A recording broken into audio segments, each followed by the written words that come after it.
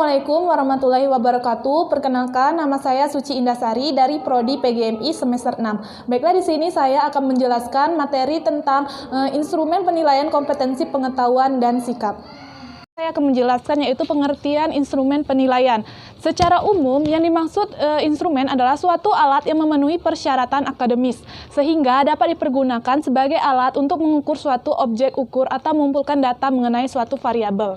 Dalam bidang penelitian, instrumen diartikan sebagai alat untuk mengumpulkan data mengenai variabel-variabel penelitian untuk kebutuhan penelitian. Sementara dalam bidang pendidikan, instrumen digunakan untuk mengukur prestasi belajar siswa. Faktor-faktor yang digunakan yaitu mempunyai hubungan atau berpengaruh terhadap hasil belajar. Perkembangan hasil belajar siswa, keberhasilan proses belajar mengajar guru, dan keberhasilan pencapaian suatu program tertentu. Sedangkan menurut Permendikbud nomor 104 tahun 2014, instrumen penilaian adalah alat yang digunakan untuk menilai capaian pembelajaran peserta didik, misalnya tes dan skala sikap. Pengertian lainnya menjelaskan bahwa instrumen adalah alat ukur yang digunakan untuk mengumpulkan data, dapat berupa tes atau non-tes. Tes atau penilaian merupakan alat ukur pengumpulan data yang mendorong peserta memberikan penampilan maksimal. Sedangkan instrumen non-tes merupakan alat ukur yang mendorong peserta didik untuk memberikan penampilan tipikal, yaitu melaporkan keadaan dirinya dengan memberikan respon secara jujur sesuai dengan pikiran dan perasaannya. Kemudian, penilaian kompetensi pengetahuan. Penilaian kompetensi pengetahuan merupakan aspek penilaian yang sudah sangat dikenal oleh para guru. Penilaian kompetensi pengetahuan ini salah satunya meliputi tes tulis seperti pilihan ganda, menjodohkan benar salah, melengkapi, uraian singkat, dan masih banyak lagi beberapa jenis dan teknik dalam tes tulis untuk penilaian kompetensi pengetahuan.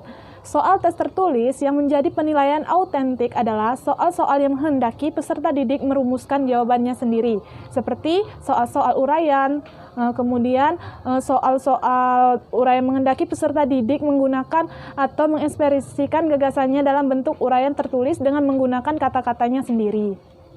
Kemudian misalnya, mengemukakan pendapat, berpikir logis, dan menyimpulkan. Setiap jenis penilaian ini memiliki kelebihan dan kelemahan. Misalnya, kelebihan dari tes dalam bentuk uraian adalah lebih mudah dalam mengembangkannya dan memancing siswa untuk dapat mengembangkan cara berpikir, serta melatih kemampuan berpikir kritis.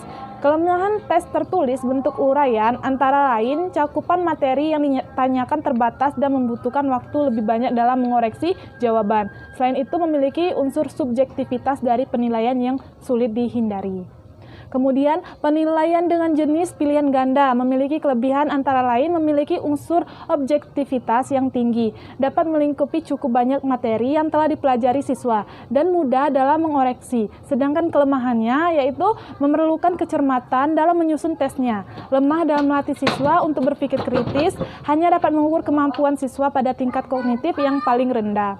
Penilaian pengetahuan dapat dilaksanakan dengan berbagai teknik seperti tes tulis, tes lisan, penugasan, dan teknik lain, misalnya melalui portofolio dan observasi. Dengan teknik tes tulis dapat menggunakan beberapa jenis penilaian seperti benar salah, pilihan ganda, menjodohkan, isian, dan uraian. Penilaian dengan tes lisan dapat dilakukan dengan kuis dan tanya jawab. Sedangkan melalui teknik penugasan dapat dilakukan dengan tugas yang dilakukan secara individu maupun kelompok di dalam satuan pendidikan atau di luar sekolah. Kemudian yang terakhir adalah penilaian kompetensi sikap.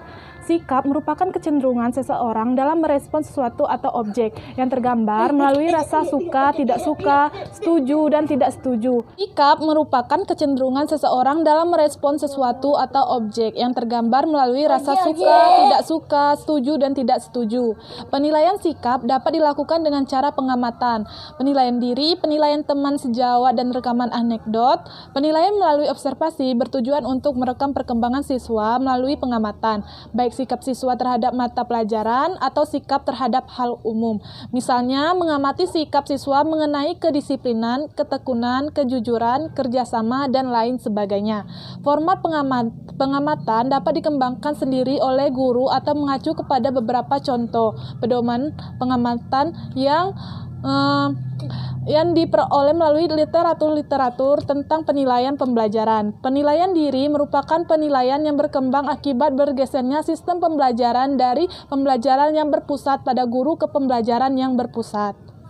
Supaya siswa dalam penilaian diri tidak mengedepankan subjektivitas sehingga tidak menilai diri terlalu tinggi, maka guru harus melakukan hal-hal sebagai berikut, yaitu yang pertama, menjelaskan tujuan penilaian diri, yang kedua, menentukan kompetensi yang akan dinilai, yang ketiga, menentukan indikator dan skala penilaiannya, dan yang keempat, menentukan format penilaian diri.